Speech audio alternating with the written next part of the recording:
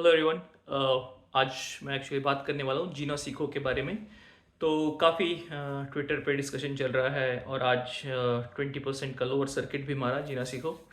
तो क्या सिचुएशन है? ऑब्वियसली सबसे बड़ी बात पहले तो ये कि कल कौन कॉल होने वाला है और कौन कॉल में बहुत सारी चीज़ें क्लियर होंगी। बट ये हो क्या रहा है, मेरा क्या एनालिसिस है इस पे मैं डिस्कस कर लेता हूँ। छोटा सा वीडियो रखेंगे ये।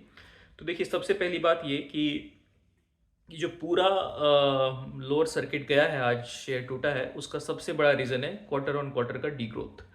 ऑब्वियसली दो तरीके हैं देखने के, जैसा मैंने पुराने वीडियो में बोला था कि ईयर ओवर ईयर बहुत अच्छा है, पर क्वार्टर ऑन क्वार्टर ड्रॉप हुआ है और quarter on quarter he matter करता है। उसका सबसे बड़ा रीज़न क्या है? सबसे बड़ा रीज़न ये है कि इनके जो एमडी है मनीष आचार्य, जो इनके ब्रांड एम्बेसडर हैं, फेस है कंपनी के, उन्होंने बोला था कि Q3 में Q3 इनका वीक सीजन होता है और Q4 तो ऑब्वियसली जब Q3 वीक होता है तो Q4 उससे बेटर होता है, तो आपका ग्रोथ होना चाहिए था इस पे वो नहीं हुआ। और ये चीज़ मार्केट को बिल्कुल भी पसंद नहीं आया और बेयर मार्केट है तो टॉलरेंस लेवल एकदम ज़ीरो है। आप ज़रा भी इसमें गड़बड़ करोगे तो झटका लगेगा। तो उससे भी पीपीटी में दो तीन चीज़ें और निकल के आई जो थोड़ा डिसअपॉइंटिंग था। एक चीज़ अच्छी थी कि जो थोड़ा बहुत जो क्वार्टर ऑन क्वार्टर डिग्रोथ हुआ है वो आया है गवर्नमेंट बिजनेस से, और इन्होंने गवर्नमेंट बिजनेस को डेलिबरेटली नीचे किया है, पर बहुत ज़्यादा नहीं है। मतलब वो मे बी 20-30% जो खराब चीज़ हुआ है उसको एट्रीब्यूट जाता है गवर्नमेंट बिजनेस को। बट इनका बाकी मेडिसिन का भी बिजनेस जस्ट थोड़ा सा ऊपर गया है, और सबसे बड़ा प्रॉब्लम आया है सर्विस के बिजनेस में। जो पेशेंट्स का आना हुआ है वो कम हुआ है क्वार्टर ऑन क्वार्टर। और ये क्यों हुआ है ये जानना कॉन कॉल में सबसे बड़ा पॉइंट होगा। तो ऑब्वियसली कुछ लोग बोल रहे हैं कि Q4 में भी वेडिंग्स थे, ये थे, होंगे weddings, I am sure Holi भी थी Q4 में, बट फिर भी इतना नहीं था जितना Q3 में था। तो फिर भी उस परिप्रेक्ष्य में इतना डीग्रोथ नहीं आना चाहिए था, तो उस पर हम डिस्कस करते हैं। उस पर हम कल जानेंगे कि क्या मैटर हो रहा है।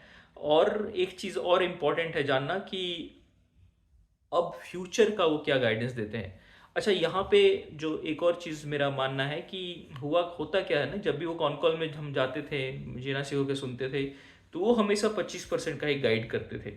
और वो उनका टॉप लाइन ग्रोथ भी 750 करोड़ का गाइड करते थे।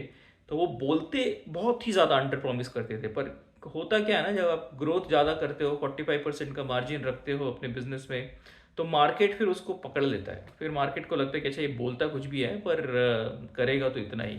लेकिन फिर आप नहीं करते हो तो फिर वो मार्केट पनिश भी करता है। तो अब ये है, ये रियलिटी है। और आई थिंक यहाँ पे थोड़ा मेरा एक अनपॉपुलर ओपिनियन हो सकता है ये, पर मेरा ये मानना है कि मनीष जी शायद अपने फील्ड में बहुत बड़े एक्सपर्ट हैं 100%।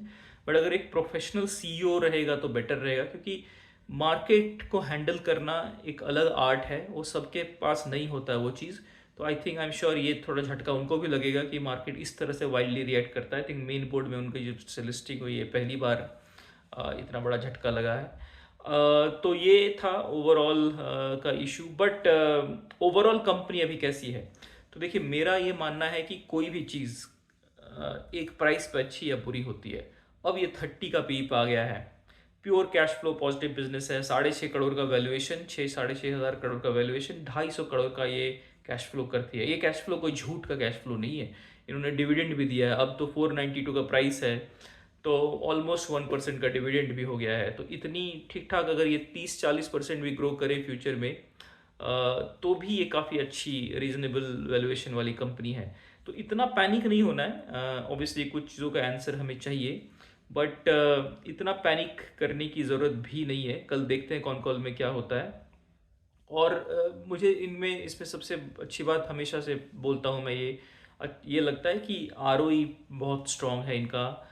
इनका मार्जिन्स बहुत स्ट्रांग है। आयुर्वेदा में ऑब्वियसली मार्जिन स्ट्रांग होते हैं, आयुर्वेदा में इनका थोड़ा ब्रांड नेम है। पर्सनली भले आप मानो ना मानो आयुर्वेदा में, बट नंबर्स ठीक ठाक रहते थे इनके।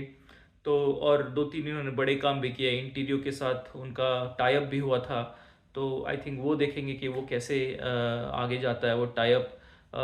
आई थिंक वो डिस्ट्रीब्यूशन नेटवर्क लग तो रहा था, प्रॉमिस था कि बढ़ेगा, और डिस्ट्रीब्यूशन नेटवर्क बढ़ेगा तो ऑब्वियसली प्रोडक्ट भी बिकेगा, पर वो कुछ भी नहीं हुआ Q4 में। तो वो जानना पड़ेगा हमें कि क्या रीजंस है इसके जिसके कारण नहीं हुआ। और आई थिंक अब ये कॉन कॉल जो हो रहा है ना, ये हो भी रहा है ऑलमोस्ट, अब जून में हो रहा है, तो ये Q1 का 2 मंथ तो निकल चुका है। आई एम 100% श्योर कि वो Q1 का कोई ना कोई फ्लेवर देंगे, और वो फ्लेवर जो है वो मार्केट के लिए जानना बहुत बहुत इंपॉर्टेंट होगा। और आई थिंक आगे का प्राइस एक्शन जो है वो उस फ्लेवर पे डिसाइड होगा कि क्या Q1 का फ्लेवर देते हैं, और ओवरऑल ईयर का अगर गाइडेंस देते हैं तो क्या देते हैं। आई थिंक ये पहली बार नहीं है कि कोई स्टॉक ऐसे झटका लगा है। अगर आपके पास बहुत, आप स्मॉल कैप में करते हैं इन्वेस्टिंग, तो ये होता है। आई थिंक आप, अगर आप लोगों ने टाइम एक्स को फॉलो किया होगा, तो टाइम एक्स जब Q1 का रिजल्ट, Q4 का रिजल्ट जब आया था टाइम एक्स का, तो सिर्फ 24% का ग्रोथ था। स्टैंड अलोन ग्रोथ बहुत ख़राब नहीं था, पर मार्केट ने बहुत पनिश किया उसको। लेकिन फिर आप देखो टाइम एक्स का रिजल्ट अच्छा आया, वो वापस ऊपर आ गया है। तो दिस इज़ नॉट अनसरप्राइजिंग, बट देखना रहेगा कौन कौन वो क्या बोलते हैं। एंड दिस इज़ वाई वो स्टॉक सिलेक्शन और एक पोर्टफोलियो बनाना बहुत ज़रूरी है। मेरी खुद के पोर्टफोलियो में मैंने आपको ऑनेस्टली बताया था कि जैगल और टाइम और जीना सीको ने डिसअपॉइंट किया है, पर ज़रूरत से ज़्यादा डिसअपॉइंट किया है। मुझे लगता था कि दोनों ठीक ठाक बिजनेस मॉडल है, पोटेंशियल है, अभी भी लगता है, वैसे कुछ ख़त्म नहीं हो गया है। पर साथ ही साथ नेटवेब ने बहुत सरप्राइज़ किया है। मैं पर्सनली, मुझे नहीं लगता है कि नेटवेब, ठीक है एआई हाइप बहुत ज़्यादा है दुनिया में अभी, पर नेटवेब फिर भी वो 14-15% का EBITDA मार्जिन करती है। ऑब्वियसली उनको स्ट्रैटेजिक ऑर्डर मिला हुआ है तो बहुत भयंकर ग्रोथ है, बट बिना स्ट्रैटेजिक ऑर्डर के वो 30-40% का ही ग्रोथ है। पर फिर भी उसकी पी भाग चुकी है 125 के अराउंड। आई थिंक थोड़ा नेरेटिव हमेशा काम करता है। आप यूएस में अगर जाओगे तो देखोगे कि कुछ दिन पहले तक सैसो क्लिप्स करके चल रहा था कि सारी सास कैश कंपनी बंद हो जाएगी। लेकिन फिर स्नोफ्लिक का रिजल्ट आया तो पता चला कि नहीं, सॉफ्टवेयर नहीं बंद होने वाली। अब देखो सारे सॉफ्टवेयर भाग रहे हैं, सर्विस नाउ, सेल्स फोर्स, सब अब 20-20% अपने बॉटम से ऊपर है।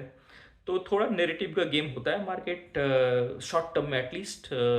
जैसा कि वॉरेन बफेट हमेशा बोलते हैं कि share market is a voting machine in the short term, but a weighing machine in the long term. तो आपका जो पोटेंशियल है आपको मिलेगा।